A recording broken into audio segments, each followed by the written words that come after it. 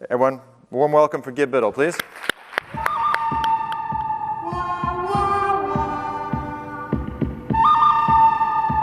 I got my own song!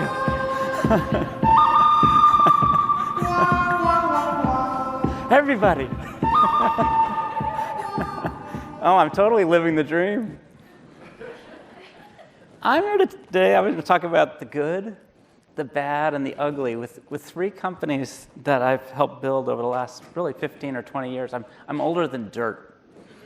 How many of you have played the software game Oregon Trails? Yeah, see, I worked on that. All right, and how many of you are Netflix members, subscribers? Cool, and how many are paying? Yeah! All right, so I'm going to take you through the good, the bad, and the ugly, and then I'm going to step back and say, what have I learned from all of this? And then I'm going to hand over to you three different models for strategy that I've learned to use. And my hope is in your future, you'll have more success and smaller failures than I've had. So this is where my career started. This is the first hit software I built. It was Elmo's Preschool. Oprah Winfrey threw Tickle Me Elmo's into the audience, and it was just wonderful luck for me. And my first startup was called Creative Wonders. I built kids software with all these characters. It was just wonderfully fun. And then helped grow that company and then sold it to Mr. Wonderful of Shark Tank, Kevin O'Leary. He was the president and CEO of the Learning Company, and then in turn helped that to grow, and we sold it to Mattel for $3.5 billion. And that's how Kevin made his money.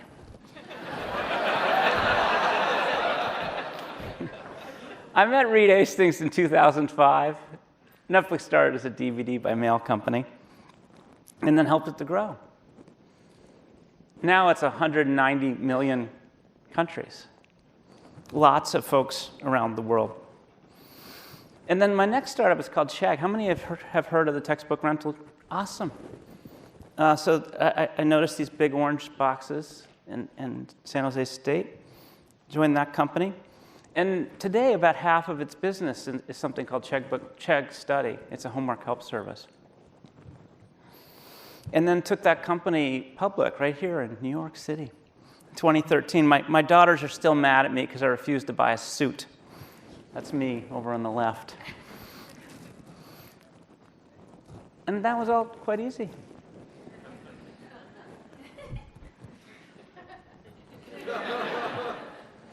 So let me take a look from a different perspective.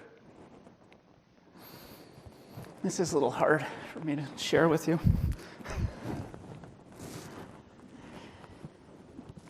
We sold the Learning Company to Mattel for $3.5 billion. And 2 years later, they spun it back out, and it had lost almost all of that value. And that got me thinking about, gosh, had I created a fad? Certainly, I had failed to create hard-to-copy value. And then I'm sure that most of you know Netflix is a great company. It took 12 years for us to turn it into a unicorn, a company with $1 billion in market cap.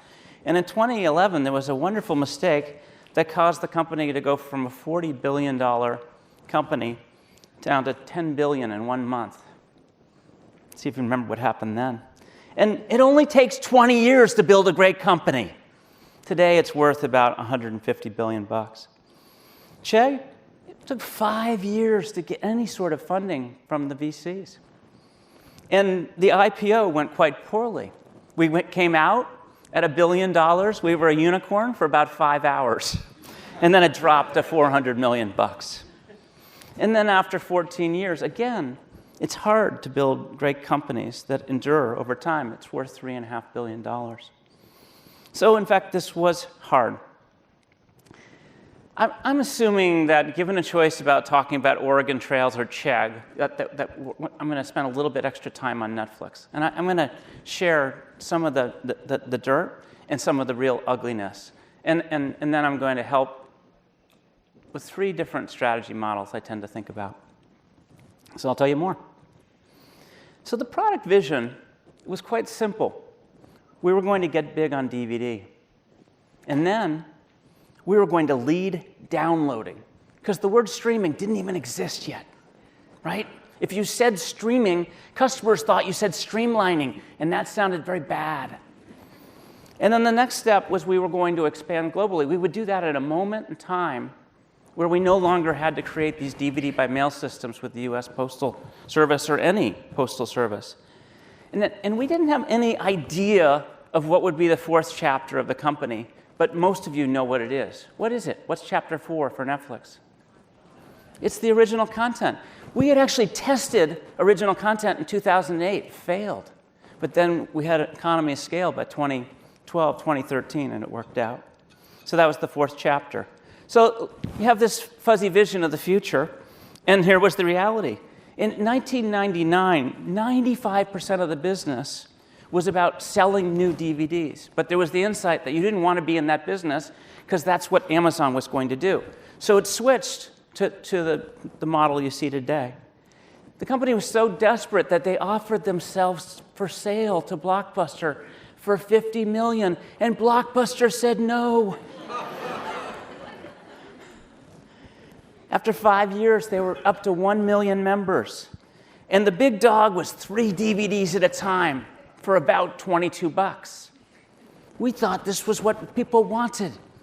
We were Silicon Valley freaks and LA movie snobs. Turns out they want stuff, they need fewer DVDs at a lower price. In 2005, we spent 18 months building out a service to do DVDs by mail in the UK, forgetting our initial plan. And with 1 week to go, there was the threat of Amazon coming into the US to compete with us, and we stopped everything. That was 18 months of wasted work. This was our experiment in original content. The exclusives failed. In fact, half of our high-level product strategies failed, and I'll share what those were in a moment. We launched Watch Instantly in January of 2007 with 300 titles that we called steamy romance. And that's code for something else. And I don't know if you remember, but it was on PC only, and we used Silverlight as the DRM, and it was very, very bad. But that's how it started. And of course, in our infinite wisdom, you could have 22 hours of free streaming because you were paying $22 a month for the DVDs. Just really quite silly as I look back on it. And in 2012, things got better. $100 million investment in House of Cards. How many have watched House of Cards? Cool. And then this year, extraordinary to think that a Silicon Valley tech company that started with DVDs and mail could be tied with HBO this year for the Emmys. Extraordinary. Just a few years into their original content strategy. Okay, you want to know about the ugly? I will share the ugly with you.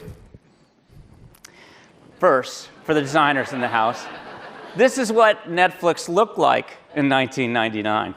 This is a product leader trick. Always show how sucky it was before you arrived. And I got more ugly for you. Here's Reed Hastings in his BoJack Horseman sweater at an earnings release. But the real ugliness I talked about already was in 2011, Netflix decided that they needed to completely focus on the future of streaming and original content, and they needed to cleave off the DVD by mail business. And the wisdom was that they were going to launch a company called Quickster, and anyone using DVD by mail in the United States would go to this Quickster site to build out their queue, and the rest of you would go to Netflix as you do today. And there was a plan for all of this. And what happened was one of the Quickster people in a warehouse was so proud of the new Quickster envelope that they brought it home and shared it with their neighbor, who was a journalist. And suddenly, this whole plan was leaked. So we've got Andy Rendich on the left. He was the CEO of Quickster. And we've got Reed on the right, the CEO of Netflix. And they did this quick video in the courtyard at Los Gatos announcing this grand plan. And by the end of the week, it was ridiculed. And this was quite ugly. And this was the month, with this grand plan, that Netflix lost 800,000 members. And their market cap plunged from 40 billion to 10 billion. Can you imagine Andy Rendich's life? He was the CEO of a public company for exactly 1 week. And he made it to Saturday Night Live. And if you asked him, what do your kids think? He's like, not gonna lie, they thought it was funny. So it's hard. So I've just shared with you, I feel like Netflix was one big success. I've been engaged in another success, which is called Chegg. And then I look back on the drop in value of the learning company to 1/10 as a failure. And so I just want to share with you what I've learned from that. And it's largely about product strategy, how to think about that. So my definition of strategy, it's a route to enduring value in a significant market. And this is by a gentleman named Hamilton Helmer. He has a book called The Seven Forces. He and I are in debate because I actually think there are 8 forces or 8 hard-to-copy things. Does anyone recognize this place?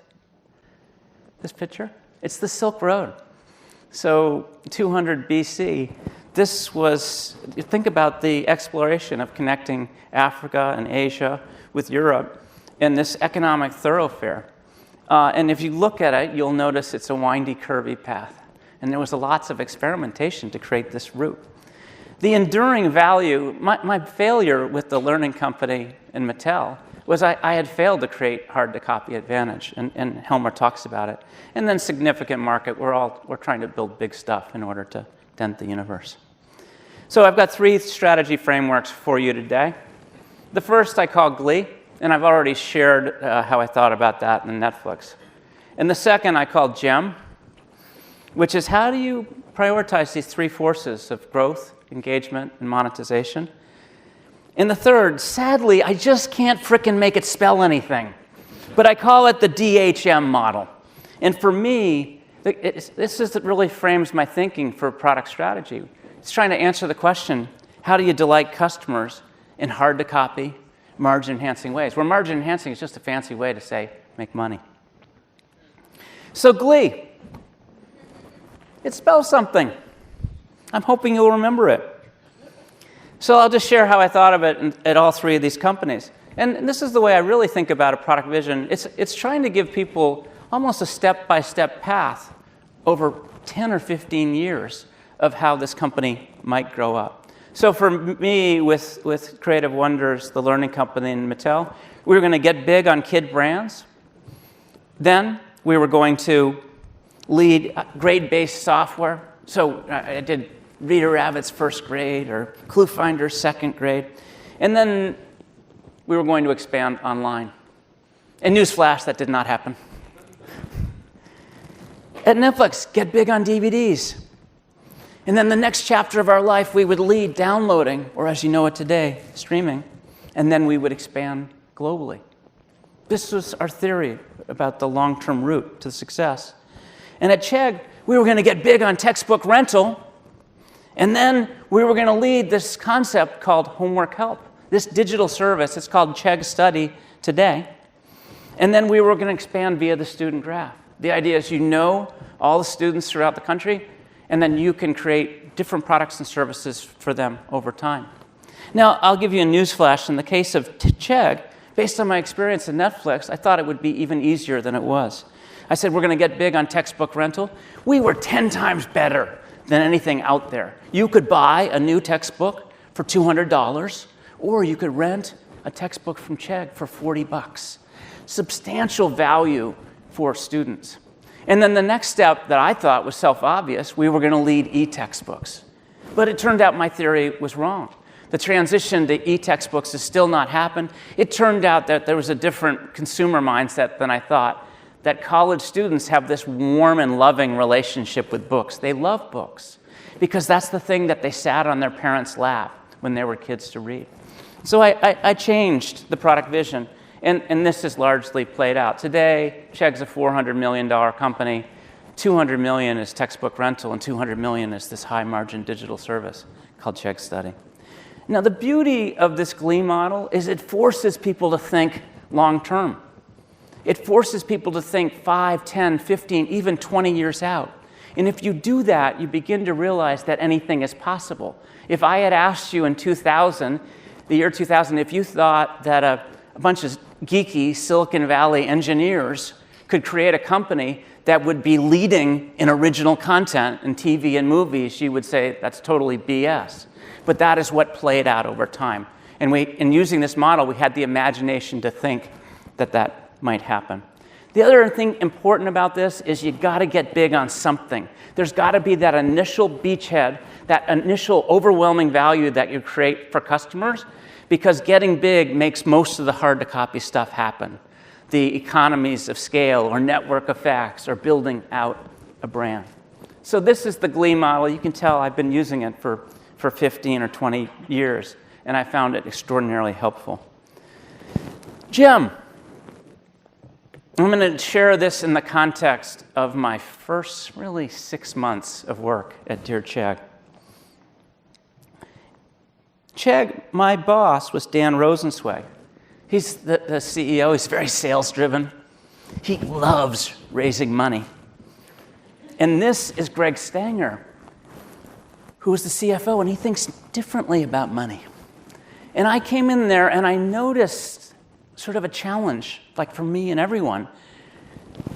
Dan is saying, grow, grow, grow, spend money, we're going to get frickin' big. And Greg Stanger is saying, slow down, slow down, slow down. We got to prove out the unit economics of this business. Like, well, this sucks. And so I asked a simple question. I said, Dan, how do you prioritize growth, engagement, and monetization? And Dan's answer was, it's easy. Growth is first.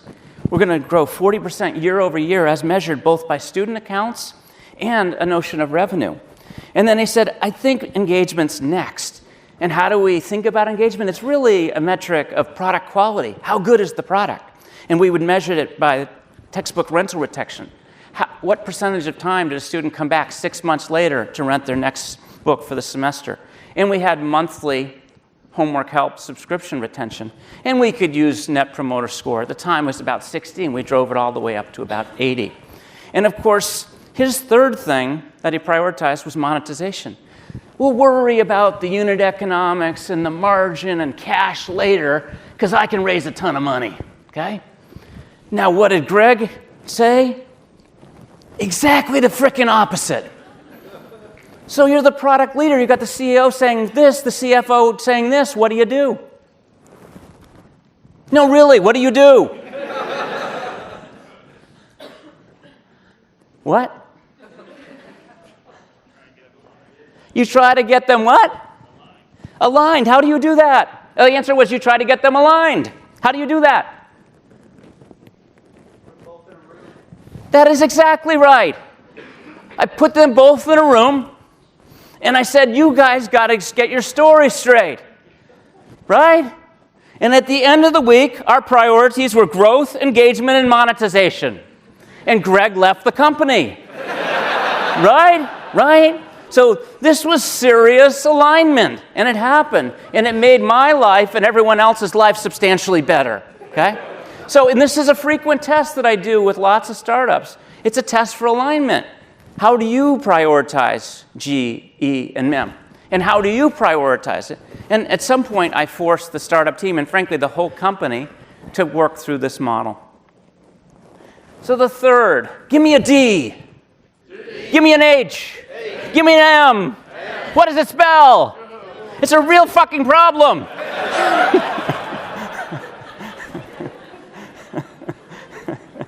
All right. It's all about, think of all the ways that Netflix has delighted you in the past or could delight you in the future.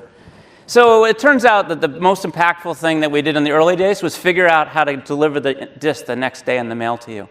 In the early days, we're doing it 60% of the time. We learned how to do that to 95% of the time, and that dramatically improved retention. Of course, it's great today to get streaming. We learned that making a simple and easy product was delightful. A huge selection of all the stuff that you wanted was important. And I know that Netflix doesn't offer you everything, but it offers you a ton of stuff at great value. And now I want you to think about what's hard to copy about Netflix. If I gave you $100 million to compete with Netflix, what would be hard about that for you? What is hard to copy about Netflix? Data. Okay, tell me more about the data. What kind of data? Personalization. Oh my God, they know the member tastes for 130 million people, okay? They know that you were watching Paul Blart's Mall Cop, okay? That's amazing. That's unique technology that I'll call personalization. What else is hard to copy? The brand. Usually that's the last thing that's said in a room full of product people, but I deeply appreciate that, okay? It's you trust that brand with your credit card each and every month. What else is hard to copy? The content, the original content, and the way, this is just a game. Whatever you say, I put it in one of 4 buckets. Original content, it's all about an economy of scale. They can afford to spend $10 billion on original content this year, and poor Amazon can only spend $3 billion, right? And Hulu, only $2 billion. Netflix has this huge economy of scale because of 130 million members. And there's only one other idea I'm fishing for that's hard to copy at Netflix. Technology infrastructure. Okay, we've already got some unique technology. I heard the infrastructure. What else? Tell me more about the partnerships. What is the hard to copy thing? I'm hearing distribution. You're thinking about the movie content. I'm thinking about something different. Data transport. What? No, it's not data transport. That's economy scale. I'm putting it in that bucket, damn it.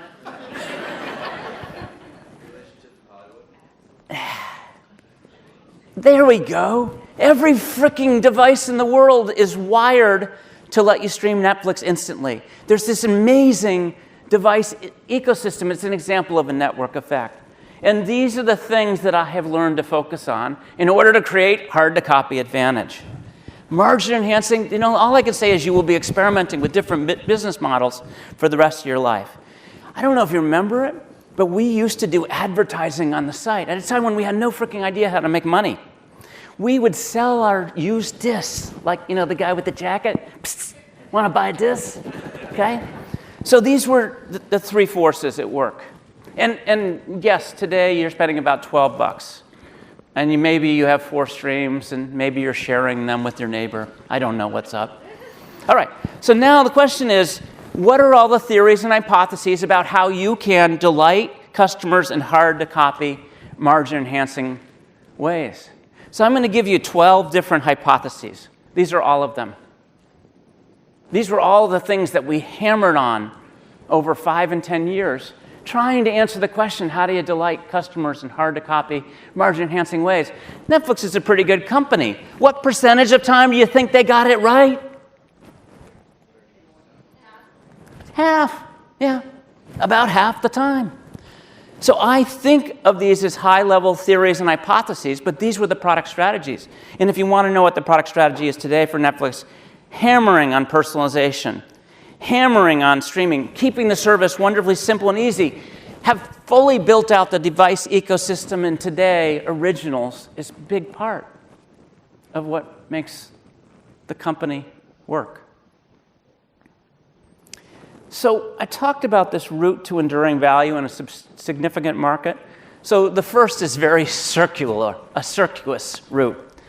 And it's a virtuous cycle. The idea was that the more customers that we had, the more we could talk device people, like back at the time, Xbox, Wii, PlayStation, into letting people watch movie on their platforms. And the more of that we have, the more content we had. And that cycle, it took a long time to get going. But eventually, with 130 million members, every device in the world is hooked up.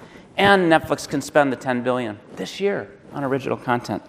It took a long time to get that virtuous cycle. So the other way you can look at it is applying that Glee model against very specific projects and tactics along the way. So this is what it looked like. This was the focus of effort in the early days of getting big on DVDs. And then we moved forward into streaming. And it turned out where we could get content to get beyond steamy romance was all of this episodic TV. that we didn't anticipate. But the company flipped from being a movie company really to a TV company because of that. Got the device ecosystem going. Finally, it's a digital service. You can expand internationally. You're working at scale, you're localizing. And then game on for original content. Lots of experiments in different kind of storytelling. How many of you watched a Netflix comedy in the last year? That's a genre they're doing a lot of experimentation with. And today, what Netflix is really engaged in is right-sizing the level of investment. And I'll explain that in a moment. But notice that I put personalized at every 5-year juncture here. Personalization was wicked important. In the early days, it helped you to find one of those 100,000 DVDs that you might like. At the launch of streaming, it helped you to find the one title among the 300 steamy romances that you might like. Okay? International, Netflix has learned a ton about international taste. But what's going on today with original content is they're using all that taste data to figure out what's the right level of investment. And they're spending it incredibly wisely. I'll give you an example. How many have watched Stranger Things? Great. So the forecast was 100 million people would watch that. And because of that, they could spend $500 million on it. And how many have watched The Queen? Great. The guess was 70 million would watch it. The forecast, 350 million was spent. And how many have watched BoJack Horseman? The guess was 10 million people would watch it, and thus 50 million. If you look at the content from Netflix, they won those 23 Emmys in a lot of different niches, trying to help. How many have watched an Everest documentary on Netflix? Good, these are my people, okay? So it's really extraordinary that personalization has been one of those enduring, hard-to-copy things. All right, but wait, there's more. Now, I got to tell you, I usually love Google, but I searched for Ginsu knives, and this is what it gave me. And I don't think these are Ginsu knives, okay? But there's really 3 more things that are required. Courage. Netflix had a 30-minute conversation about the $100 million investment in House of Cards. And then they had a 30-minute conversation about the decision to cut Kevin Spacey after he was engaged in sexual harassment of a teenage boy. That's courage. Brave, fast decision-making. It also requires patience.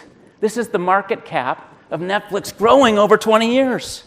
That little period where I was afraid Kelsey would not be going to college in 2011 with Quickster, but it worked out in the end. And then the third is humility. This is John Oliver's assessment of Quickster, right? And if you ask Reed what happened, he'll say, I failed to obsess over customers. We had made a lot of great decisions, and this was a boneheaded one.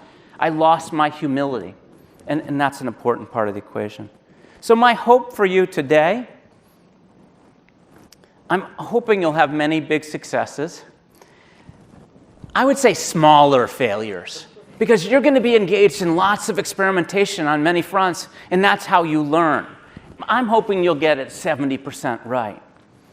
And then I am hoping, through many of my failures, the first is you'll learn how to build enduring value through this Glee model, through the GEM model, and through the Doom model. So with that, I'd like to say thank you.